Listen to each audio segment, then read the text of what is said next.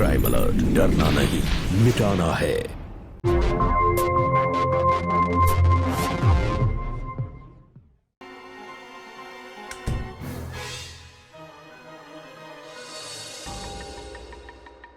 अकल नाम की चीज है तुम्हारे अंदर? बॉस है वो मेरे। तुमने मेरे करियर पर सवाल खड़ा कर दिया है। देखिए, हमने आपको बताया था ना कि वो गलत तरीके से चुप रहे। गलत तरीका? कौन सा गलत तरीका? हाँ, ये तरीका, ये सब नॉर्मल है यहाँ के लिए। मैं तुम्हें बताता हूँ गलत तरीका किसे कहते हैं।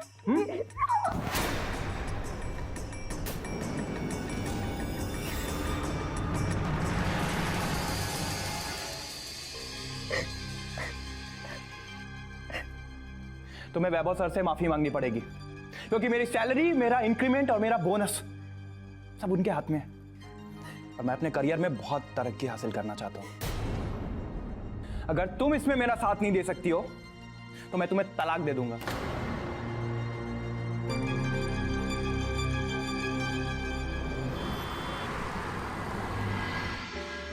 ये सर। हाय सर, ये आपसे सॉरी कहना चाहती है। सही? वो जी, कल जो हुआ उसके लिए हम आपसे माफी चाहते हैं।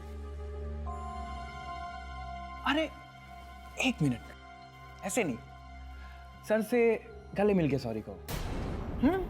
कहो।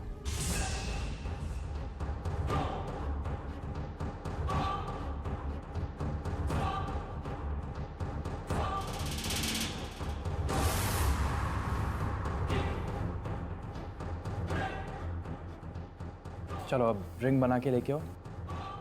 कहो।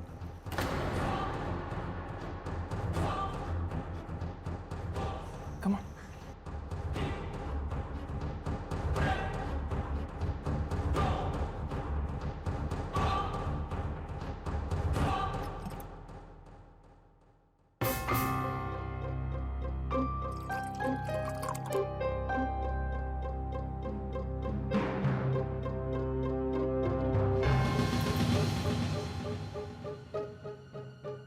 दो ग्लास नहीं, एक ग्लास और बना के लेके आओ।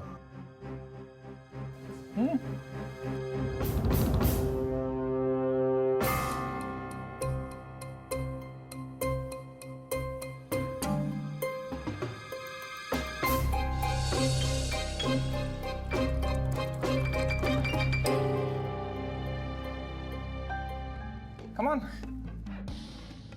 Come on. Cheers.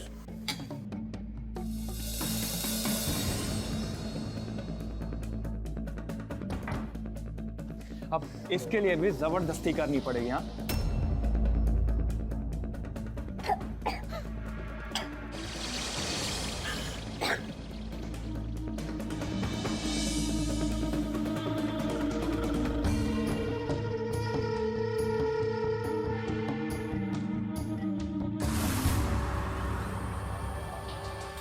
हाँ, सर,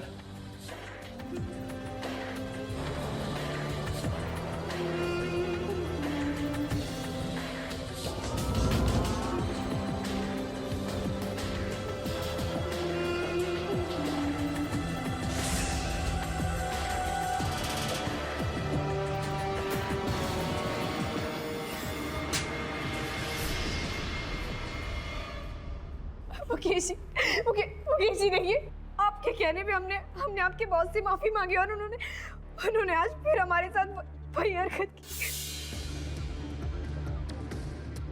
सॉरी सर, मेरे घर वालों ने पता नहीं कौन सी देहात और गंवार किस्म की औरत को मेरे पल्ले बांध दिया। I am sorry sir. Sir sir please sir. Sir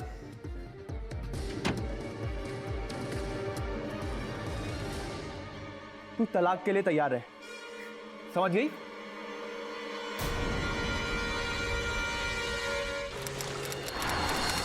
दीदी, पहले भी इनके बॉस ने मेरे साथ बदतमीजी की और कल फिर से उन्होंने वही किया। जब मैंने मुकेश से शिकायत की तो पहले उन्होंने मेरे ऊपर हाथ उठाया और बाद में हमसे तलाक की बात कही। ऐसे कैसे जिया जी तुम्हें तलाक दे सकते हैं? और दीदी हमें डर तो इस बात का लगता है कि अगर सच में किसी दिन उन्होंने हमें तलाक दे दिया तो। तुम्हें फिक्र करने की कोई ज़रूरत नहीं है। मैं भी अपने कंपनी में लीगल एडवाइस टीम में हूँ। अब तुम्हें अपने हक के लिए लड़ना होगा। कैसे? अब वो नहीं, बल्कि तुम उससे कहोगी तलाक चाहिए। तलाक? दीदी मुझे तलाक नहीं चाहिए, बल्कि मैं तो मुकेश के साथ अपना घर बसाना चाहती हूँ। तुम जैसा चाहती हो बिल्कुल वैसा ही होगा, बट मैं जैसा जैसा बोल रही हूँ तुम वैसा वैसा करो। हाँ दीदी।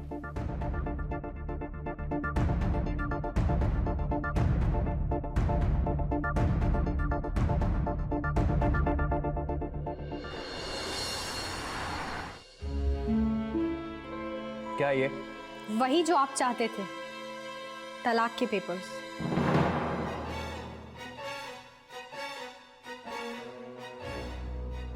ठीक है,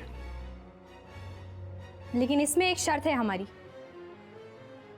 एलिमनी के लिए हमें 50 लाख रुपए, रहने के लिए यही घर, आपकी आधी तनख्वाह और शादी के समय हमारे घर वालों ने जितना भी जेवर दिया था वो सब वापस चाहिए।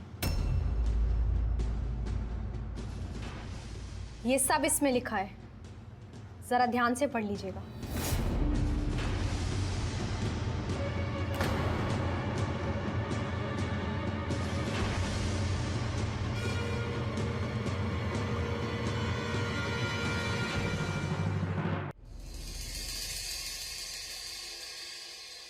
Sunita,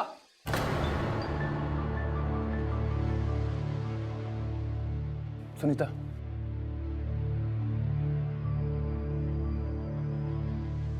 Sunita, I am sorry. मैं अपनी हरकतों के लिए तुमसे माफी मांगता हूँ। मैं तुमसे शर्मिंदा हूँ। पता है, मैं पागल हो गया था। एक छोटे से शहर से यहाँ आया, बहुत मेहनत करनी पड़ी। जाने अनजाने में मैं ऐसा आदमी बन गया। सुनीता, मेरी तरफ देखो। अरे कुछ तो बोलो। तुम चाहे तो मुझे थप्पड़ मार लो, लेकिन मुझे माफ कर दो। मैं तुम्हारे पैर पकड़। अरे आप ये सब क्या कर रहे हैं? अगर आप सच में अपनी हरकतों के लिए शर्मिंदा हैं तो हमें भी आपसे कोई तलाक वलाक नहीं चाहिए। हम भी आपके साथ इसी घर में खुशी खुशी रहना चाहते हैं। सच? I love you.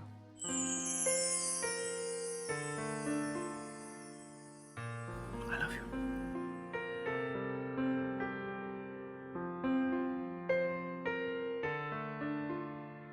अच्छा सुनो, मैं काम के सिलसिले में कुछ दिनों के लिए दिल्ली जा रहा हूँ।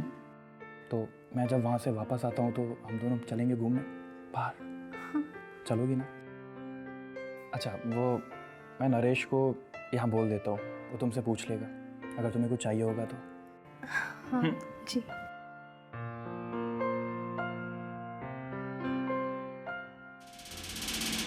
अब देखना तेरा क्या हाल करता हूँ।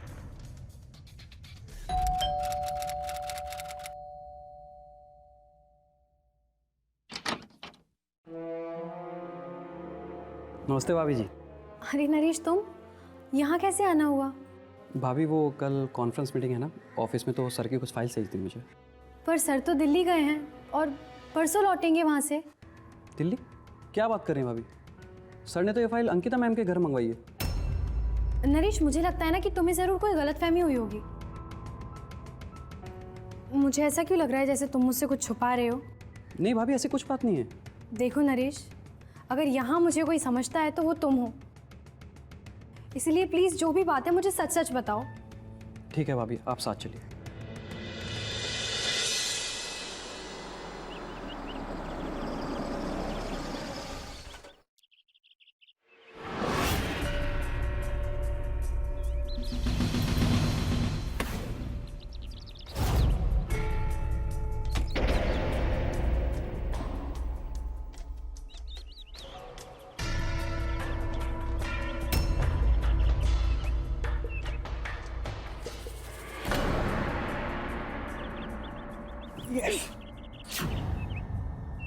लगता है तुम्हारी गवार बीवी ने तुम्हें बहुत प्यासा रखा है। इस रोमांटिक टाइम में किसका नाम ले लिया? हाँ, तुम्हारे सामने उसकी क्या औकात?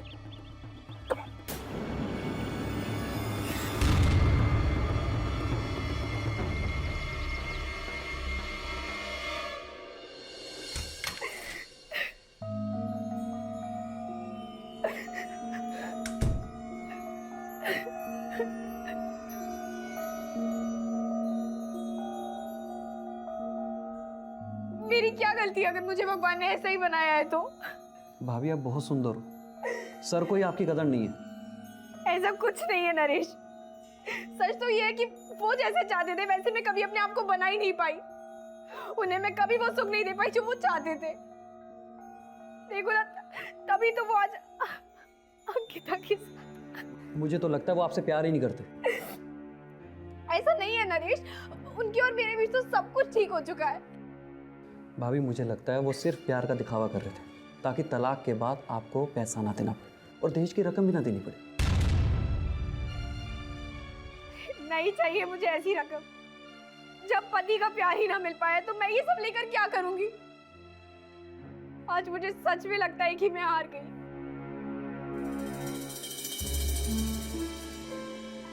आप ऐसा मत सोचिए। आप जैसी बीवी बहुत किस्मत वाले लोगों को मिलती है। मेरे होते हुए आप अपने आप को कभी भी अकेला महसूस मत करना।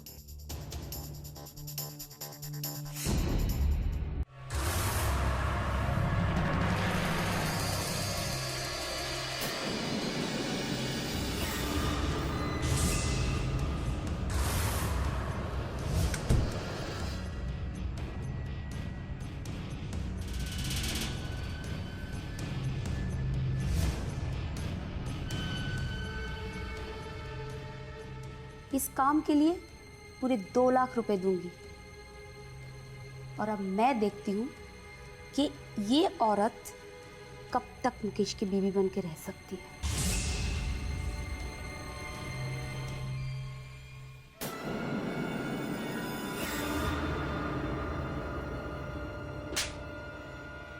इतना बड़ा धोखा दिया तुमने मुझे।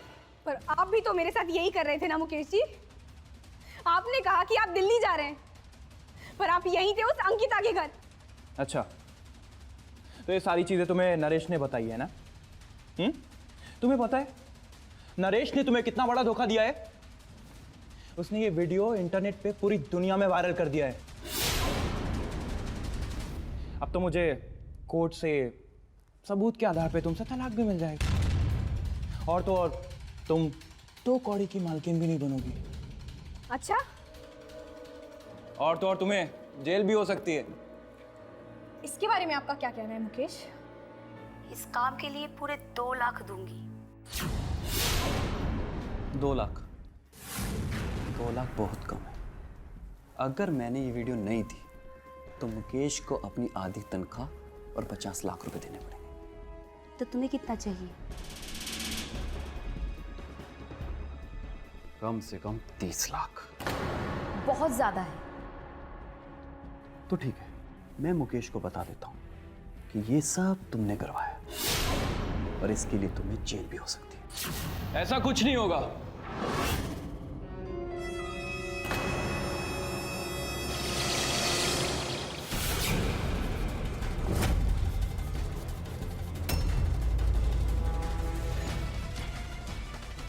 क्योंकि तेरे मरने के बाद ये सारा राज ना यहीं दफन हो जाएगा। ये सुनीता के साथ वो वीडियो तूने अंकिता के कहने पर बनाया था। तेरे जाते जाते मैं तुझे एक राज की बात बताता हूं।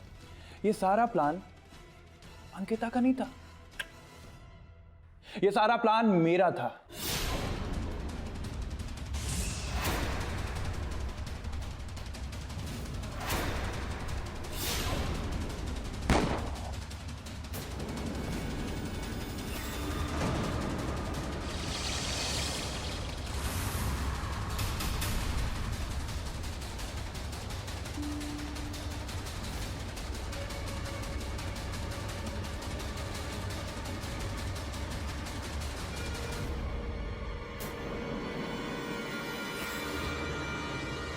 इसे देखकर तो अदालत आपको